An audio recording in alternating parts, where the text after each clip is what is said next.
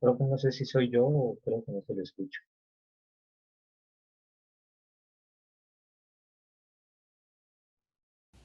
Aló, aló, aló, aló, ¿me oyen?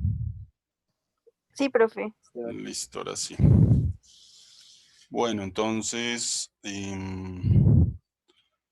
la semana pasada les solicité que por favor revisaran el tema de corriente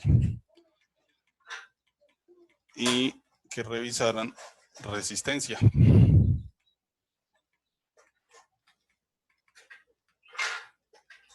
A través de estos, nosotros podemos mirar o entender más bien los principios de los dispositivos electrónicos que se usan en absolutamente todo lo que ustedes llevan a cabo generalmente.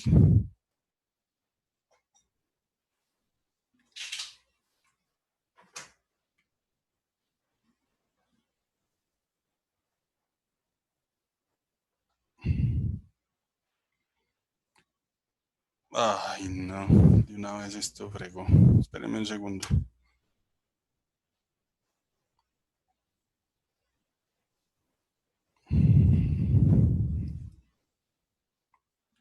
Pendejada.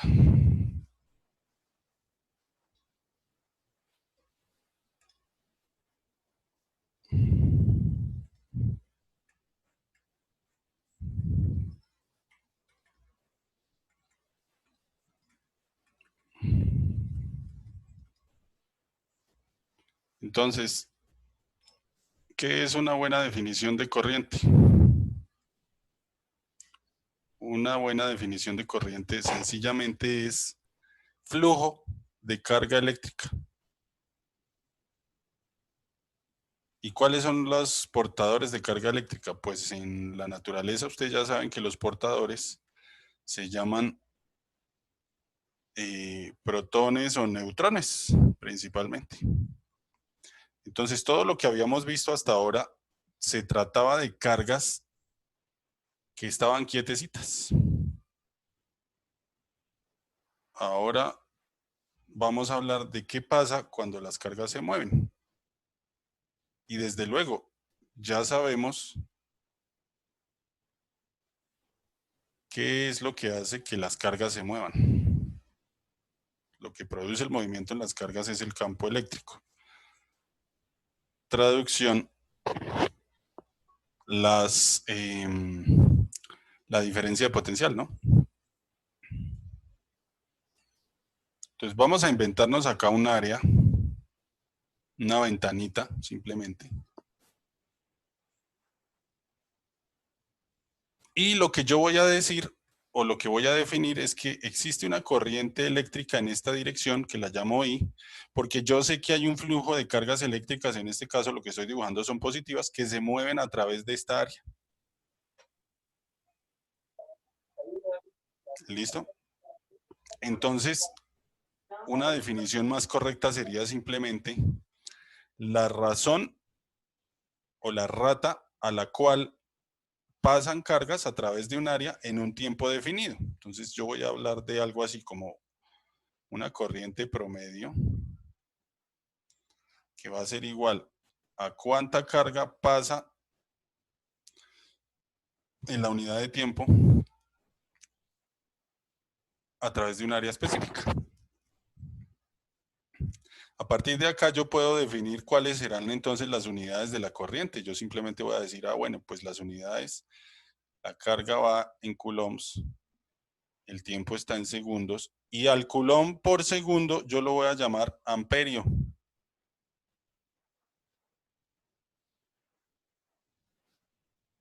Entonces, ya tenemos nosotros una definición para las unidades de corriente. Si ustedes recuerdan, y si no lo recuerdan, lo recordarán o lo entenderán después, en el laboratorio de física de la universidad, nosotros tenemos un aparato que se llama multímetro, que sirve por igual para medir diferencia de potencial que para medir corrientes. La diferencia de potencial la mide de una manera y obviamente en voltios, la corriente la mide de otra manera y desde luego en amperios. Eso se va a explicar después. ¿Listo? Ahora recuerden ustedes que nosotros este tiempo, este intervalo de tiempo lo podemos hacer tan pequeño como queramos. Y si nosotros hacemos que esa vaina tienda a cero, la corriente media, no mentira, la corriente instantánea se puede definir como dQ dt. Entonces es simplemente la derivada de la carga en función del tiempo. ¿Listo? Por convención, la dirección de la carga, la dirección de la corriente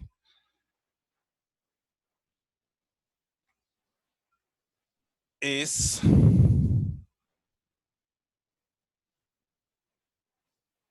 la del flujo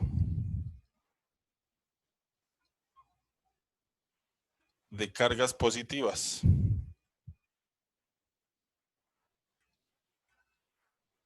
Pero hay un problema serio con eso. El problema serio es que esa es una convención, es decir, es una costumbre, un acuerdo que se hizo allá por los años 1700 o 1800 cuando se comenzaron a hacer experimentos fuertes en términos del electromagnetismo.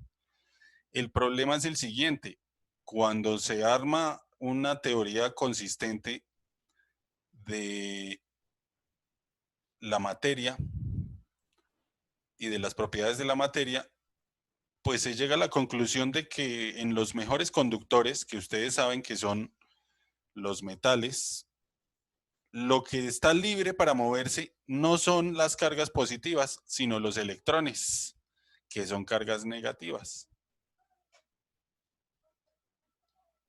Entonces resulta que si el electrón se está moviendo para allá, por convención, la corriente va para el otro lado. Pues por obvias razones, porque si tuviera una carga positiva, pues esta se movería para allá. Perdón, para el otro lado. Ave María. Para acá. Ustedes lo recuerdan a partir del campo eléctrico, saben que las cargas positivas se mueven en la dirección del campo eléctrico, las cargas negativas en la dirección contraria al campo eléctrico. Eso ya les dice también que la corriente tendrá que ir en la misma dirección que el campo eléctrico. ¿Listo? Pero entonces, bueno, macroscópicamente nosotros podemos hablar de esto y podemos incluso medirlo, pero nosotros necesitamos una teoría microscópica de la corriente, a ver cómo es que funciona eso. En ese caso nosotros podemos hablar del concepto densidad de corriente.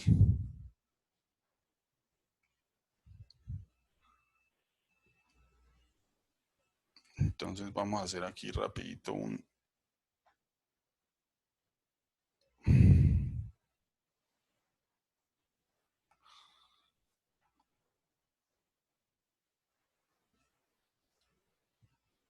Vamos a hacer rápido un dibujito.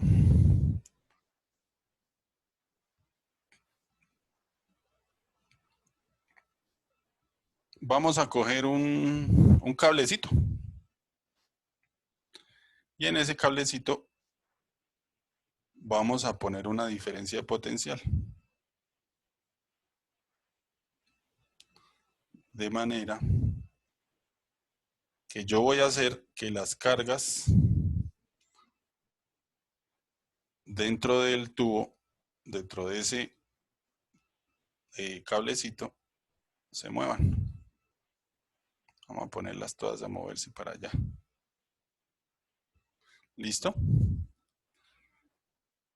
Yo lo que tengo es un cable que tiene un área, una sección transversal A. Yo voy a definir un vector que va para allá y que se llama densidad de corriente, entonces voy a escribir es J con la flechita de vector. En color rojo yo digo que estas pepas tienen una velocidad que se va a llamar V sub D. Y pues están atravesando cualquiera de estas caras. En teoría, el mismo número de cargas pasan siempre a través de esta cara o a través de esta cara. O sea, lo mismo que está entrando acá, está saliendo por el otro lado. ¿Listo? No solamente eso, yo sé, además de todo, que este pedacito de cable tiene una longitud que se llama delta X. Pero resulta que ese delta X yo lo puedo escribir a la velocidad de las cargas, que llamé velocidad sub D, multiplicado por el delta T. Y esto ustedes lo saben porque velocidad es igual a distancia sobre tiempo, la única ecuación que se saben de memoria ustedes de la física mecánica. Entonces, fíjense, yo puedo escribir esta distancia de X, la puedo escribir así. Vamos a ver por qué es eso tan importante. Entonces, acá viene la definición de J.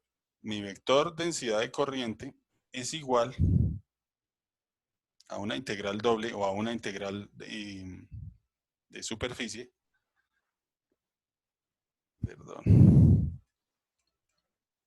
Voy a relacionar la normalita. Y es igual a la doble integral de J.dA. Entonces, fíjense que en electricidad hemos usado la integral de un producto punto entre dos vectores varias veces. Ya lo habíamos hecho con el campo eléctrico y la distancia. Ahora lo estamos haciendo con el vector densidad de corriente y con el vector diferencial de área, que sería, pues supongamos un pedacito acá de área, ¿cierto? Y le ponemos el carácter vectorial.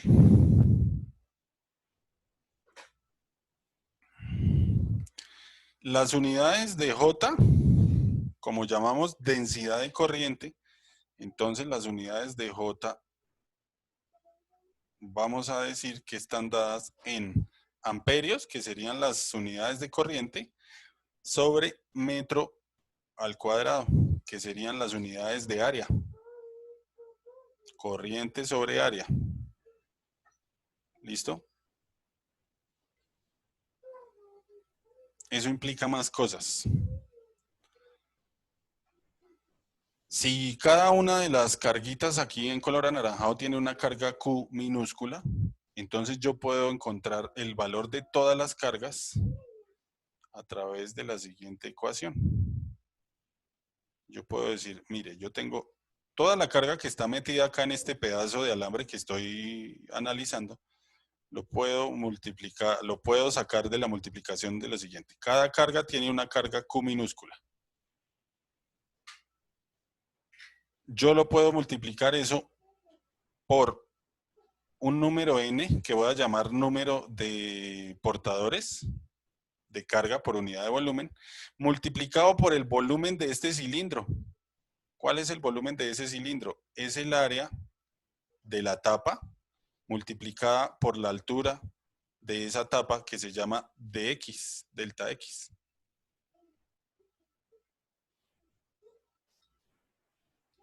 Entonces, esto sería el volumen y este n, lo voy a escribir acá, es un número de cargas dividido en el volumen. Entonces, si ustedes se fijan, lo que estoy haciendo es decir, mire, la carga total es Q multiplicada por el número de pepas que hay, porque este volumen con este volumen se cancelan.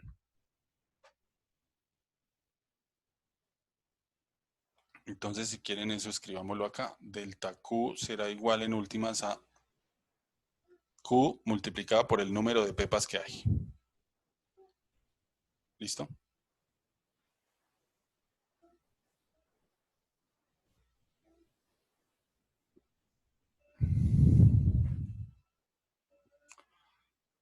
Eso nos sirve a nosotros para hablar, para seguir hablando de la corriente. La corriente promedio será de Q de T, delta T, ya lo habíamos hablado. Entonces, al mismo tiempo ese de Q será igual a Q por N por A, y en color azul voy a poner delta X y aquí delta T. Pero ¿qué es ese delta X, delta T? pues es eso que yo llamé velocidad sub D. Entonces la corriente yo la puedo dejar escrita como esto. Y pues esta es una ecuación importante. ¿Qué me está diciendo? La corriente total es la carga que yo tengo multiplicada por el número de portadores dividido en la unidad de volumen de ese pedazo de cable, multiplicado por la velocidad de cada una de las pepas, porque todas tienen la misma velocidad, y multiplicado por el área que está atravesando. Entonces, puede que todas estas tengan la misma velocidad, pero si el área es más grande o si el área es más chiquita, pues tendremos valores diferentes de la corriente, ¿cierto? No solamente eso. Si el área es la misma, pero el número de pepas es menor, si digamos yo tengo solamente estas pasando, pues entonces también tendré un valor menor de la corriente. Y no solamente eso. Si las cargas no tienen un valor de Q, sino un valor de Q más chiquitico, pues también entonces el valor de la corriente cambia. ¿Listo? Esto hay que tenerlo en cuenta no por el hecho de que yo les esté dictando la clase. Esto hay que tenerlo en cuenta, mis queridos estudiantes, porque esta vaina implica directamente cuánto les va a durar a ustedes el celular si lo andan conectando en cualquier cargador que cualquier persona les presta, ya sea en la universidad o en la casa. Sí, si ustedes leen, cada cargador tiene unas especificaciones diferentes, únicas para la batería de un celular único. Entonces, cuando ustedes conectan cables o cargadores que son distintos del original, ustedes ya pueden estar teniendo problemas con la vida útil de sus baterías de celular. Esa es la razón por la cual esto es importante. ¿Listo? Ahora, esa velocidad sub D la vamos a llamar, en español me parece que el nombre es horrible, pero igual lo vamos a llamar así, velocidad de deriva. Entonces, en lo que vamos a pensar es en lo siguiente. Cuando nosotros, este dibujito que yo les hice acá del cable, están todos ordenaditos, las pepitas cargadas y se van moviendo todos con la misma velocidad y pareciera entonces que nada los entorpece y todo eso es perfecto. Resulta que en la vida real dentro de un conductor eso no sucede así. Voy a hacer una trayectoria en color rojo. La trayectoria de un electrón, por ejemplo, que es el que se mueve, puede verse de esta manera.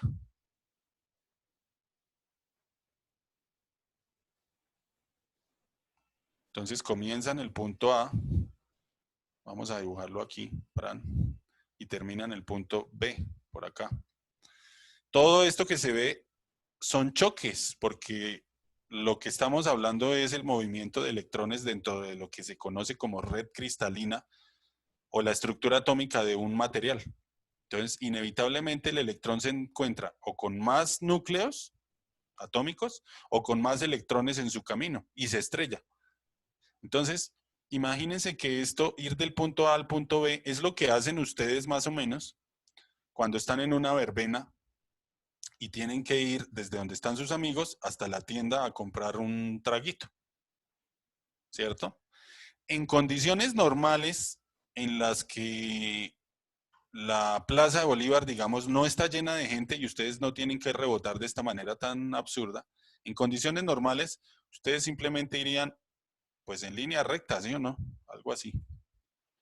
Eso se vio muy horrible, pongamos una línea recta. Entonces, imagínense que para el camino en línea recta, ustedes van a una velocidad que es la que vamos a llamar V sub D.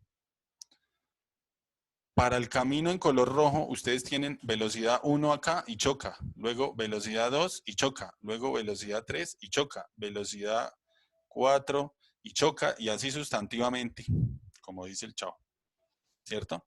Y no necesariamente todas las velocidades son las mismas. Entonces puede que haya un pedazo cerca de donde están sus amigos en el que no hay tanta gente, Pero en este pedazo acá como central hay un montón y entonces les tocó dar una vuelta toda maluca y se encontraron con gente y les dieron trago y bueno, y luego continúan. Entonces, esa velocidad de deriva es una especie de velocidad promedio del electrón. Entonces, ustedes simplemente se imaginan que se van en línea recta a una cierta velocidad y llegan al mismo tiempo que el compañero que hizo todo este zigzag. Entonces, a la velocidad a la que ustedes se demoran el mismo tiempo en tomar el camino en línea recta que el camino así todo lleno de curvas y estrellones, esa es la que nosotros vamos a llamar velocidad de deriva. Otra forma de verlo, métanse ustedes no en la verbena, sino en un pogo. En un pogo, toda la masa se lo arrastra a uno, toda la gente. A pesar de que ustedes se estén moviendo dentro del circulito ese y botando pata y mandando puño, puede que todo el grupo se mueva al mismo tiempo con una especie de velocidad promedio. Esa es la velocidad de deriva. ¿Listo? Entonces, aplicando esta definición para nuestra corriente I, que es la que llamamos macroscópica, la que nosotros medimos, y empleando eso para hablar también de la densidad de corriente,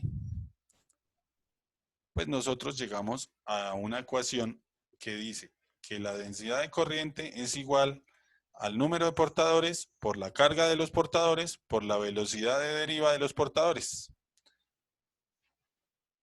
Acá sí le pongo el concepto vectorial. Y si ustedes se fijan, entonces la densidad de corriente es un vector que apunta para el mismo lado que la velocidad de deriva.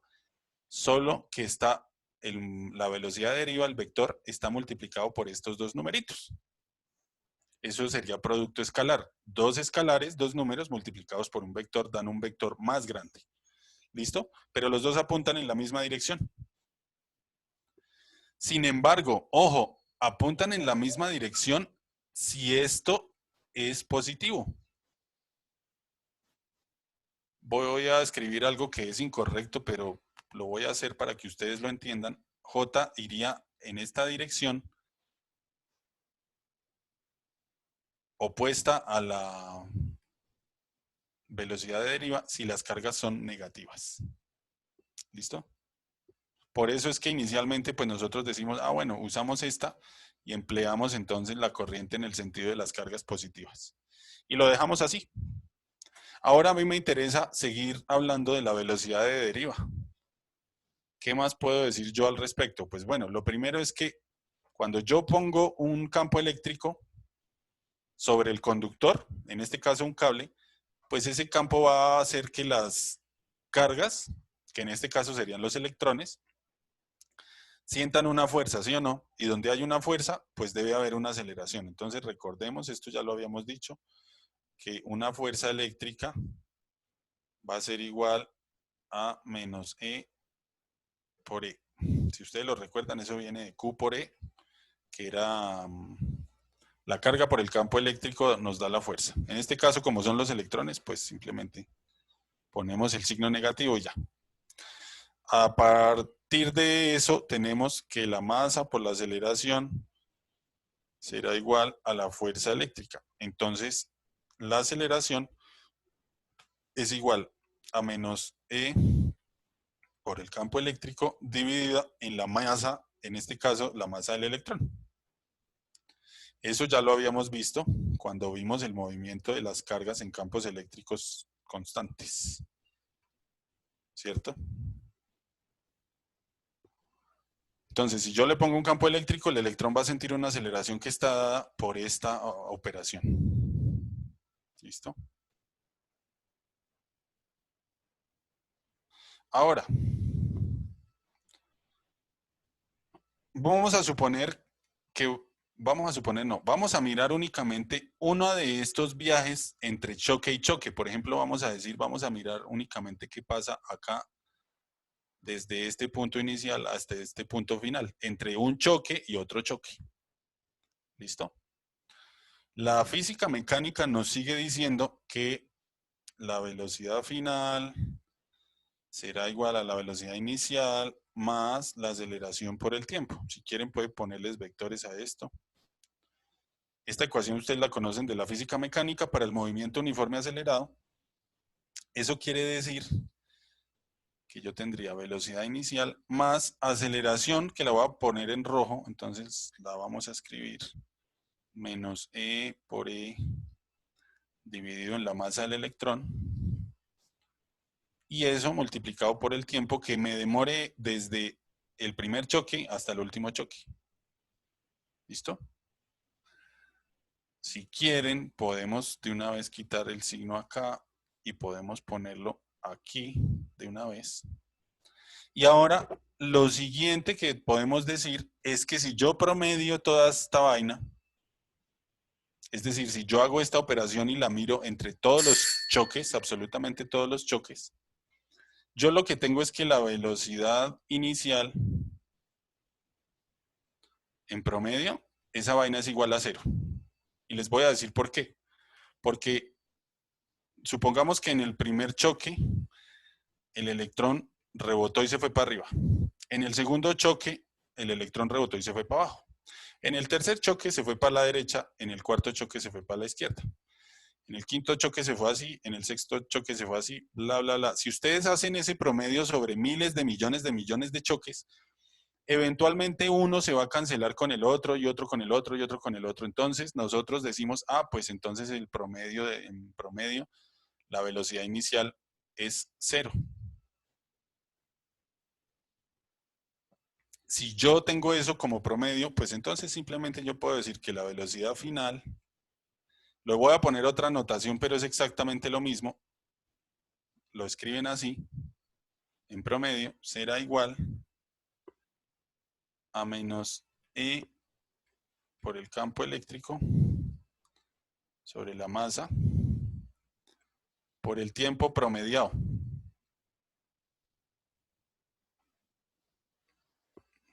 ¿Listo?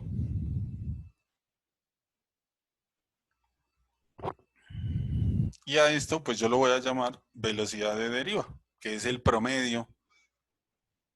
Por eso les digo que es como si ustedes, en vez de mirar cada una de estas, es como si se fueran en línea recta con una velocidad de manera tal que se demoren el mismo tiempo en llegar que el electrón rojo.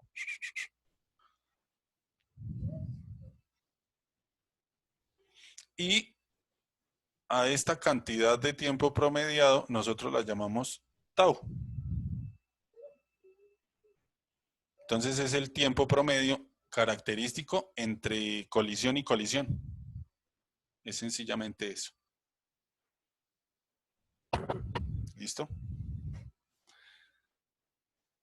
Si nosotros usamos esa definición para la velocidad de deriva, entonces nuevamente yo puedo meterla en la ecuación que di para la densidad de corriente. Dijimos que era número de portadores por la carga, entonces en este caso es el electrón, por la velocidad de deriva, eso es igual al número de portadores por la carga, por la aceleración, que es esta, por el tiempo, tau. Entonces J total nos queda como N positivo dada por el signo menos por menos, E al cuadrado, el campo eléctrico, la masa, perdón, tengo que borrarlo tengo que escribirlo de otra manera, por tau, y eso multiplicado por el campo eléctrico. Ahora sí, todo esto que yo estoy encerrando acá es una constante multiplicada por el campo eléctrico. ¿Listo? Entonces esta es una fórmula que también voy a necesitar. Y ahora que quiero contarles algo que se llama la ley de Ohm. ¿Qué necesitas? Es que necesito que me pongas en la tele. Préstame la tablet, por favor. Perdón, acá el niño está pidiendo diversión. Entonces, ¿qué es la ley de Ohm? Esto es supremamente importante para los circuitos. El comportamiento óhmico, que viene del nombre Ohm, bueno, del apellido, es importante en el comportamiento de los circuitos y es la razón por la que sus dispositivos electrónicos dicen en la caja de instrucciones: no lo ponga en ningún lugar donde la temperatura exceda los 30 grados centígrados y no lo ponga en ningún lugar donde la temperatura mínima esté por debajo de los 0 o de los menos 4 grados centígrados o una vaina así.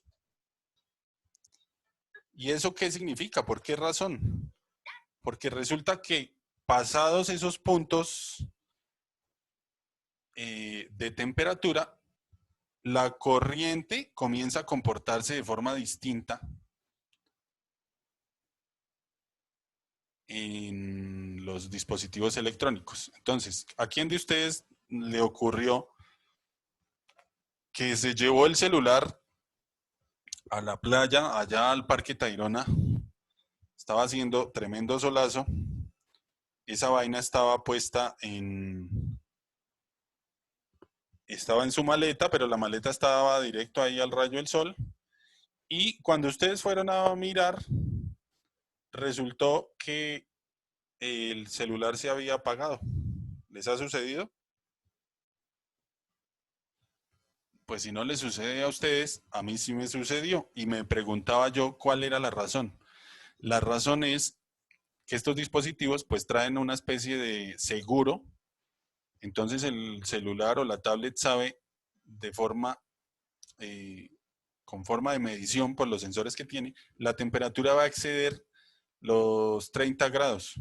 Si yo me quedo prendida, pues me jodo porque la corriente va a variar y los componentes se pueden dañar. Entonces esas tablets y celulares tienen un seguro construido de manera que se apagan automáticamente para evitar esos posibles daños. ¿Listo?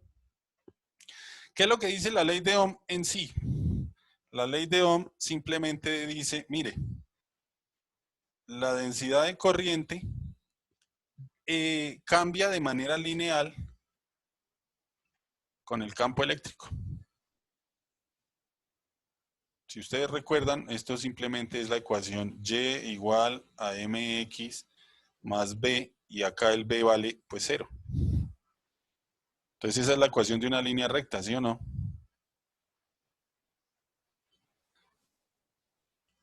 Eso implica inmediatamente de lo que dedujimos ahora, que esta letra griega es toda esta masacote de constantes que está ahí. Y ese masacote de constantes nosotros lo vamos a llamar conductividad del material.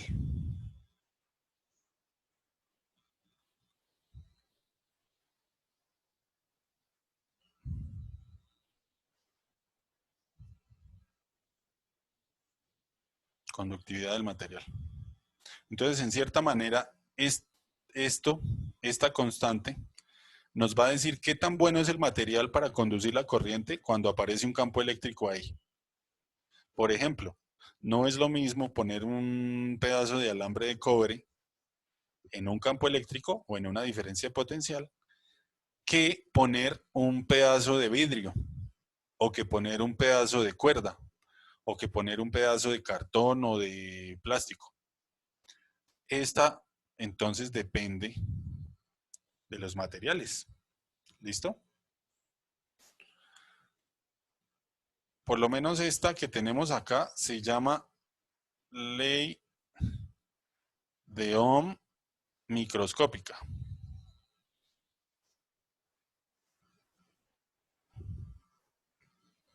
¿Listo?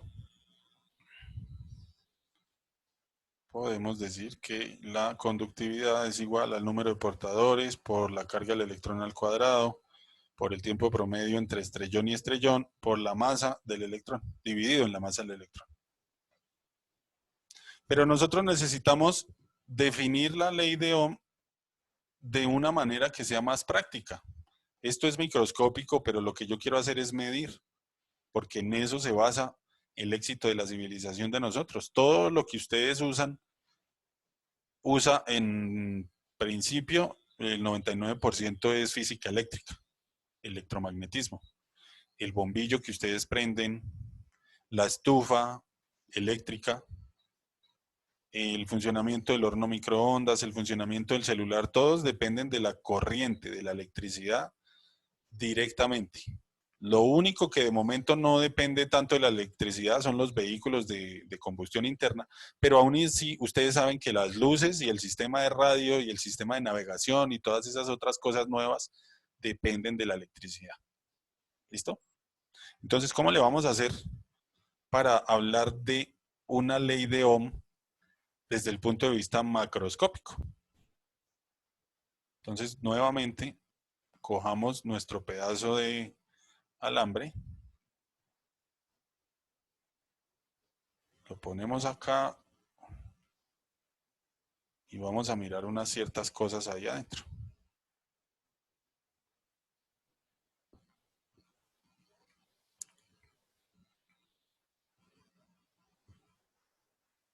Pues yo sé que de cierta manera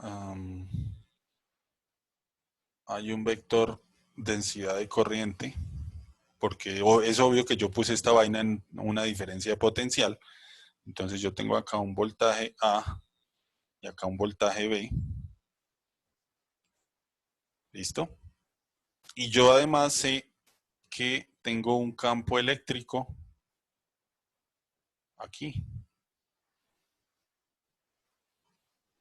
Y ese campo eléctrico es de tamaño más pequeño que J, pero apunta en la misma dirección.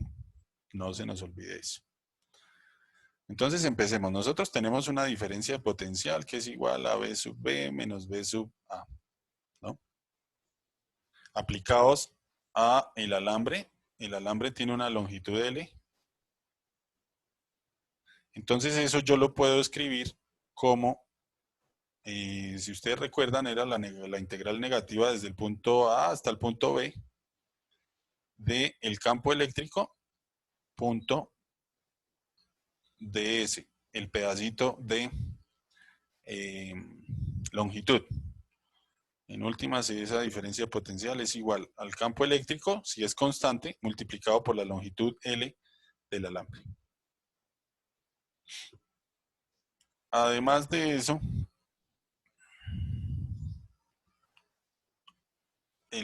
la densidad de corriente definida de esta manera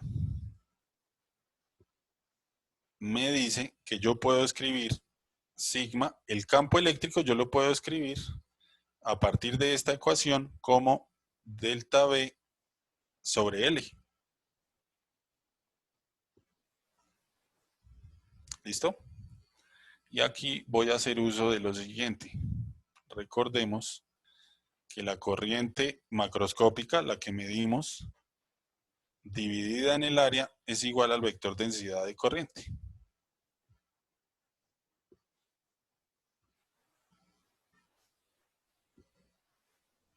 ¿Listo?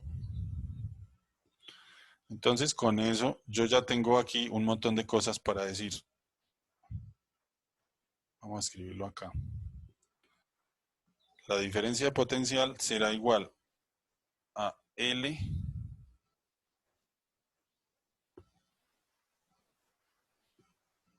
sobre sigma, simplemente despejé de acá, multiplicados por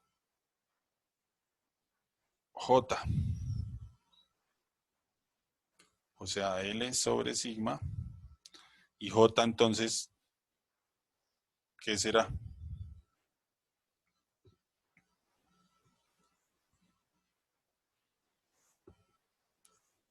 Entonces J lo podemos escribir en color rojo como I sobre A.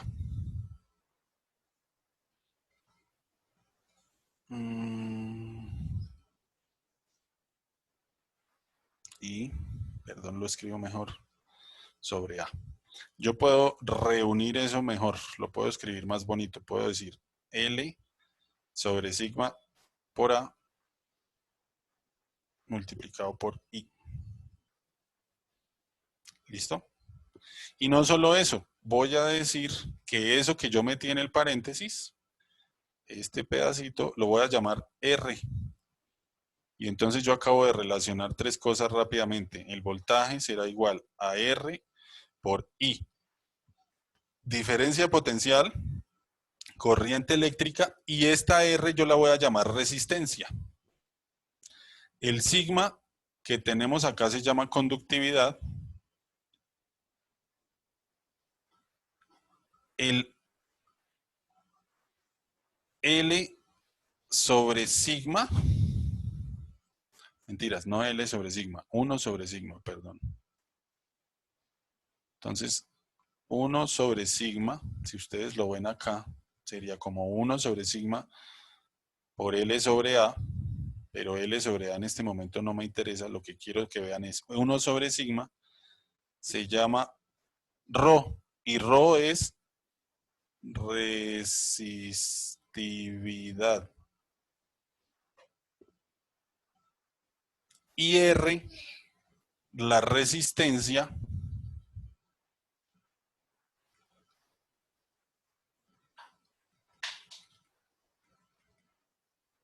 está relacionada con la resistividad de la siguiente manera. Sería 1 sobre sigma, que es Rho, por L sobre A. Entonces pillen, sigma, este, lo voy a encerrar mejor, este o este, son propios de cada material y son inversos, pero tienen una relación uno con el otro, mírenla, está aquí. Pero la resistencia, lo que nosotros medimos, la resistencia del material al hecho de que la corriente eléctrica quiera pasar, depende no solo de la resistividad o de la conductividad del material, sino también de qué tan largo es el material y de cuál es el área que tiene el material. Traducción en la física. Si esta vaina es un alambrito recontradelgadito, pues ustedes no le pueden meter mucha corriente porque esta vaina se quema. No se usan alambres delgados en los postes de luz. En los postes de luz ustedes ven alambre trenzado gruesísimo. Y además largo. Eso quiere decir inmediatamente que puede haber ahí mayor resistencia porque hay mayor longitud, pero de pronto puede disminuir porque hay un área más grande. Y esta Rho le daría como el toque final a esa vaina.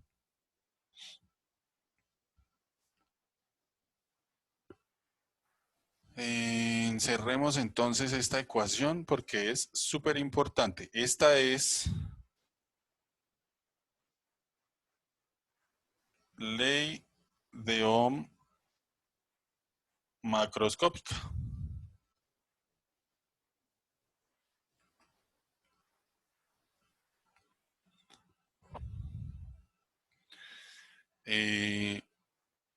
No me acuerdo si esta semana o en otra semana tendremos laboratorio presencial con ustedes y es muy probable entonces que midamos en la vida real una diferencia potencial, una corriente y probablemente deduzcamos una resistencia o hagamos algo similar para diversos materiales. ¿Listo? La resistencia tiene unidades. Así como el voltaje es en voltios y la corriente en amperios, la resistencia tiene unidades que se conocen como ohmios, pues por la ley de Ohm, ¿no?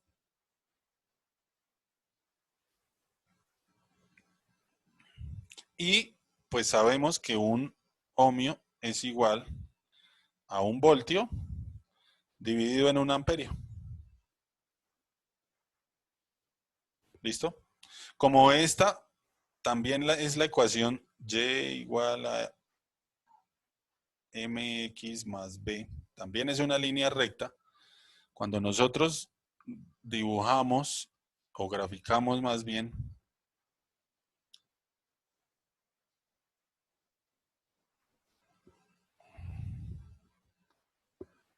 la corriente y el voltaje, nosotros tendremos líneas rectas que hagan esto. ¿Listo? La pendiente de esa vaina pues será la resistencia. El hecho de que la ecuación esté escrita de esta manera y el B vale 0 implica que la línea, vamos a hacer muchas otras, pueden tener varias pendientes, puede ser así o puede ser así, depende del material, pero todas coinciden en que en el 0, 0, pues la resistencia vale 0. ¿Listo? ¿Cuál es el problema que yo les estaba diciendo? Que si el material no es óhmico, y eso sucede dependiendo de la temperatura, puede que ustedes tengan una vaina así. Perdón, no era una línea recta. Una vaina así. Y esto ya no es una línea recta. No se puede representar con esta ecuación. Y los materiales se pueden dañar. ¿Listo? Entonces, en vista de eso, la resistividad, como ya dijimos, que era 1 sobre la conductividad, pues era igual a invertir la ecuación que teníamos, la masa del electrón sobre el número de portadores por la carga del electrón al cuadrado por el tiempo promedio entre estrellón y estrellón. ¿Listo? Y obviamente entonces la resistividad también está dada por la resistencia multiplicada por el área y dividida por la longitud del material. Simplemente volteé estas cosas. Entonces esta también es una ecuación interesante para definir. ¿Listo?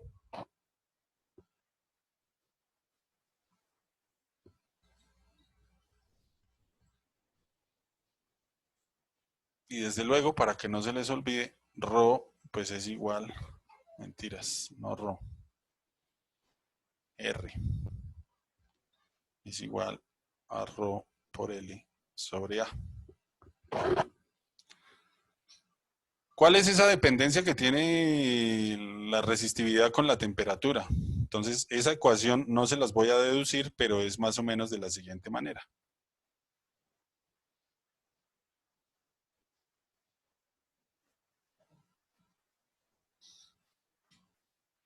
Entonces, aquí vale decir, mire, cuando yo hablo de T0, generalmente se usa, hay dos opciones, o usar el 0 grados centígrados o usar 25 grados centígrados. ¿Sí?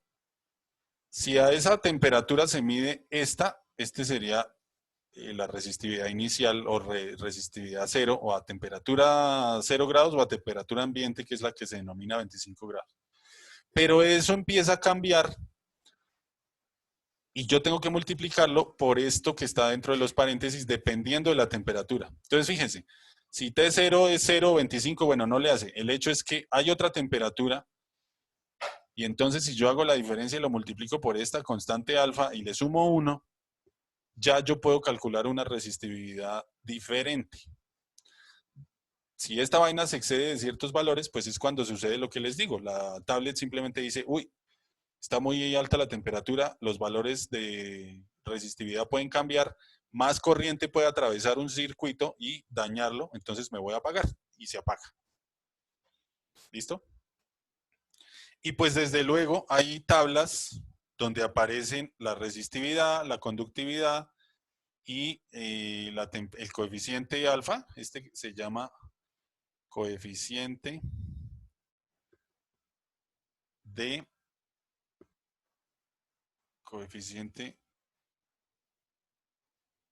temperatura, bueno, coeficiente de conductividad con la temperatura más bien. Conductividad con la temperatura. ¿Listo? Y pues obviamente entonces el trabajo del ingeniero que directamente usa esto en sus cuentas es mirar, bueno, listo, a mí me dieron tanta plata, yo tengo que comprar tal alambre, ese alambre tiene que tener un área de tanto, tiene que ser de tal material, de manera que me resista una cantidad de corriente de este estilo, Dado que este material tiene cierta resistividad y entonces va a tener cierta resistencia a la corriente, no le podemos conectar ta, ta, ta, ta, ta y ta, ta, ta, ta, ta. Por eso en sus casas, en esos enchufes que hay, les dicen muchas veces, mire, no le conecte muchas vainas a eso porque se puede dañar. Y ustedes no hacen caso y le conectan una pata a esa multitoma. Y entonces la pata tiene multitomas. Y ustedes llenan esa vaina y fuera de eso a esos les ponen T's para conectarle por acá y conectarle por acá y conectarle por arriba y por todos los lados. Y resulta que están sobrecargando los sistemas empezando por los cablecitos. Esos cables puede que no resistan más de cierto punto y pues se funden. Entonces ahí puede haber problemas con la red de eso. ¿Listo? Entonces, regálenme un segundo, vamos a buscar ejercicios de resistencia y resistividad para que el tema quede mejor entendido.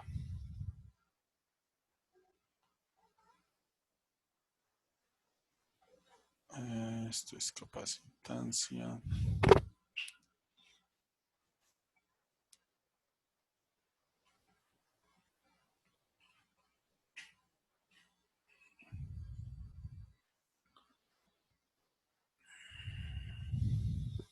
Listo, entonces vamos a hacernos un ejercicio así bien bacano.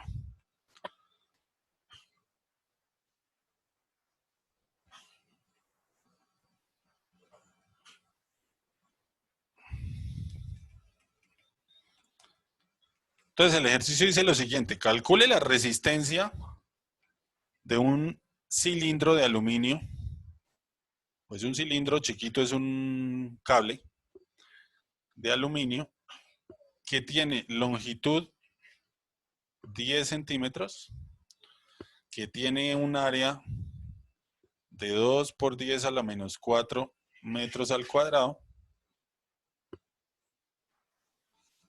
Y pues obviamente sabemos que es aluminio, entonces yo no les he mostrado porque me da pereza ponerme a cortar esa tabla completa, pero yo la tengo acá. Vamos a buscar entonces, para el aluminio tenemos los siguientes valores. La resistividad, que está dada en ohmios por metro, vale 2,82 por 10 a la menos 8. Y, perdón, es la resistividad, no la conductividad. Y el coeficiente de temperatura, que va dado en grados centígrados elevado a la menos 1, esa vaina vale 3,9 por 10 a la menos 3. ¿Listo? Con esos valores ya podemos entonces hacernos un cálculo así rápidamente. Entonces, R será igual a resistividad por longitud sobre área, directo. Entonces metan los valores, 2,82 por 10 a la menos 8 ohmios por metro, multiplicados por la división de 0,1 metros, no se les olvide que hay que pasar al sistema internacional, sobre 2 por 10 a la menos 4 metros al cuadrado, que es el valor del área. ¿Quién hace ese cálculo, por favor, y me dice cuánto da?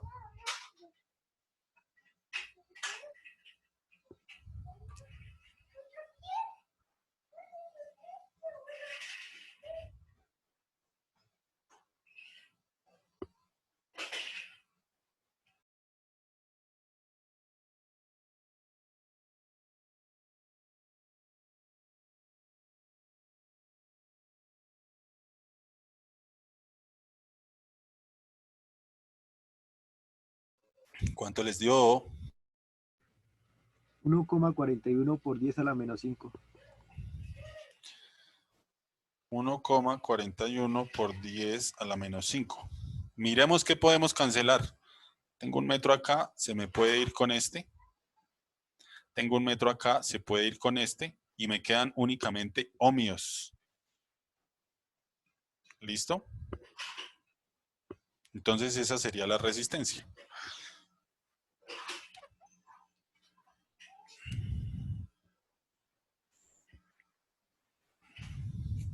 Como ven, ese ejercicio, pues bastante sencillo. ¿Necesitan anotarlo?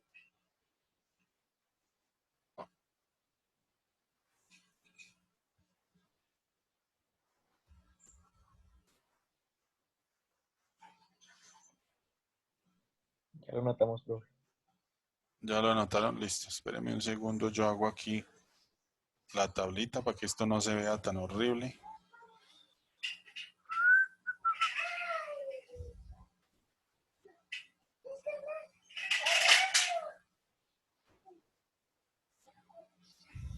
Listo.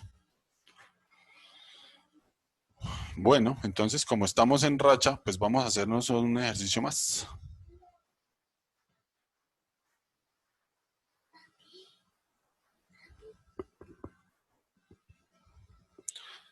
Entonces el siguiente ejercicio dice, calcule la resistencia por unidad de longitud para un alambre. Este alambre tiene un radio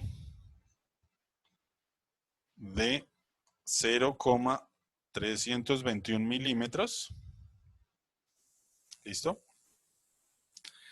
Y el material se llama nicromo. Entonces, obviamente, tenemos que buscar cuáles serán los valores de ese tal nicromo. A ver qué carajos es. Entonces, hagamos nuevamente nuestra tablita aquí, rápido. Tran, tran, tran, tran, tran, tran. Entonces, vamos a poner resistividad en ohmios metro, la de la temperatura en grados centígrados a la -1. Listo. Para el nicromo tenemos 1.5 por 10 a la -6, 0,4 por 10 a la -3. ¿Listo? Entonces, ¿qué es lo primero que tenemos que mirar? Yo solamente tengo el radio del alambre. ¿Listo?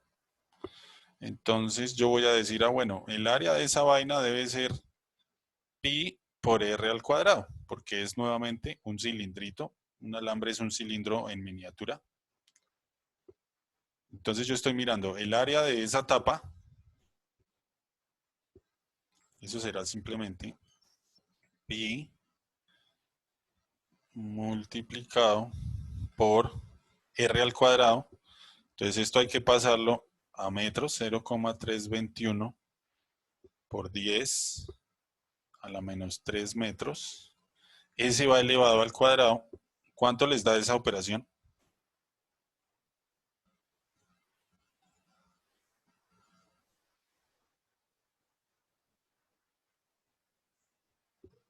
Y me da 3.23 por 10 a la -7. 3.23 por 10 a la -7. ¿Listo? Eso da metros al cuadrado. Ahora sí viene la vaina. ¿Por qué me dicen a mí R sobre L? Pues porque básicamente yo no tengo esta longitud de mi alambrito. No la sé. Pero entonces yo puedo usar la ecuación que dice R igual a ρ por L sobre A. Y yo simplemente digo, bueno, pues la puedo arreglar. R sobre L será igual a ρ sobre A. Y yo ya tengo este valor. Entonces, hagámoslo con otro color. R sobre L será igual a la resistividad que dijimos que era 1.5 por 10 a la -6 ohmios metro. Y lo divido por el área.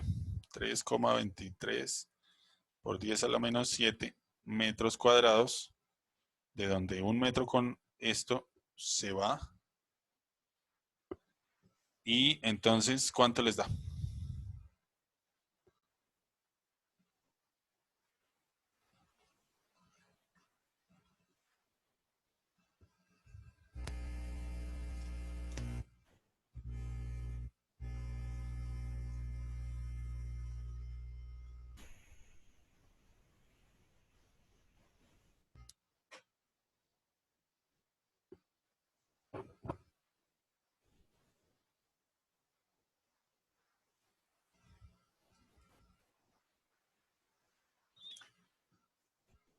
¿Cuánto dio? A mí me da 4,64. 4,64 ohmios arriba sobre metros abajo. Ohmios para la resistencia, metros para la longitud. Entonces la razón entre resistencia y longitud es más o menos esto. ¿Listo? Y ahora la pregunta es la siguiente. La pregunta B, digamos. Si yo pongo una diferencia de potencial de 10 voltios y se mantiene sobre 10 metros de longitud de ese alambre, ¿cuál es la corriente? Entonces es fácil, la corriente ya sabemos es la diferencia de potencial sobre la resistencia, ¿cierto? Perdón, no sobre 10 metros, sobre 1 metro. De manera que 10 voltios sobre 1 metro del material hace que esta vaina, entonces, se cancele y yo pueda escribir directamente 10 voltios sobre 4,6, pero ohmios únicamente. Y esto a mí me da 2,2 amperios. Entonces, la razón entre R y L para nuestro caso es 4,6 ohmios sobre metro. Si yo le pongo una diferencia potencial a 1 metro de esa vaina, entonces sería, pues, simplemente eliminar L acá en metros con este metro. Y como es un solo metro, no hay problemas en la operación, solo se cancelan las unidades y por eso yo ya tengo R dado como 4,6 para un solo metro de alambre. Y obtengo pues este valor. No hay absolutamente ningún problema.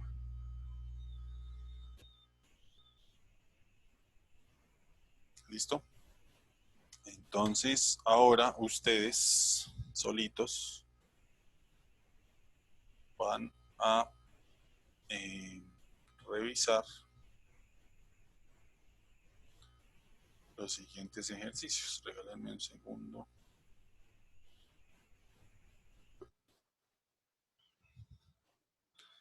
Entonces, por los 15 minutos que quedan de clase, los voy a separar en grupos al azar.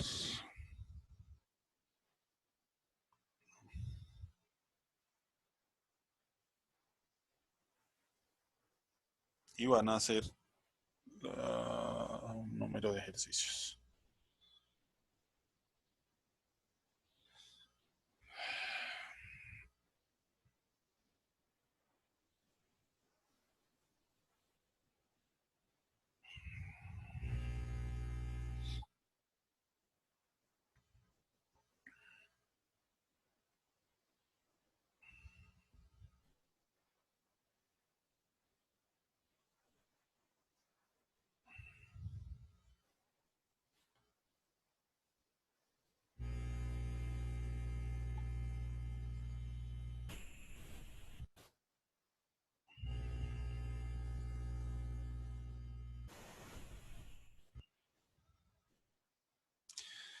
Al chat del WhatsApp les envié los ejercicios. Entonces lo que vamos a hacer es que los voy a separar. ¿Cómo es que se hace eso? Y van a trabajar. Y me van a mandar foto de lo que hicieron.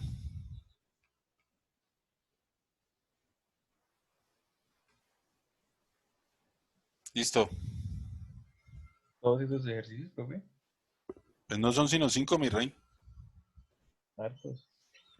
Claro, pero para estos 15 minutos que quedan alcanzan a hacer al menos los 2 primeros. Háganle a ver. Profe, foto por grupo, ¿cierto?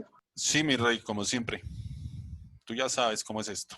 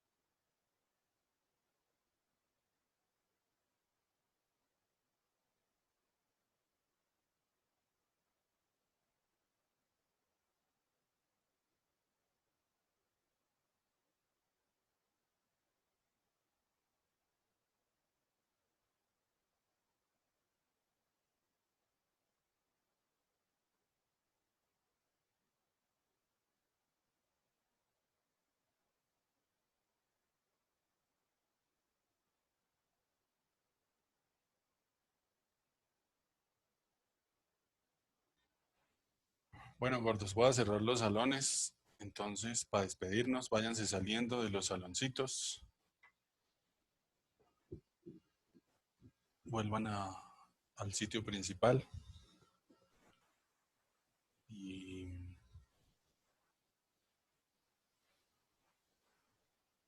hablamos. ¿Puedo darme algo más porque ya va a aventar?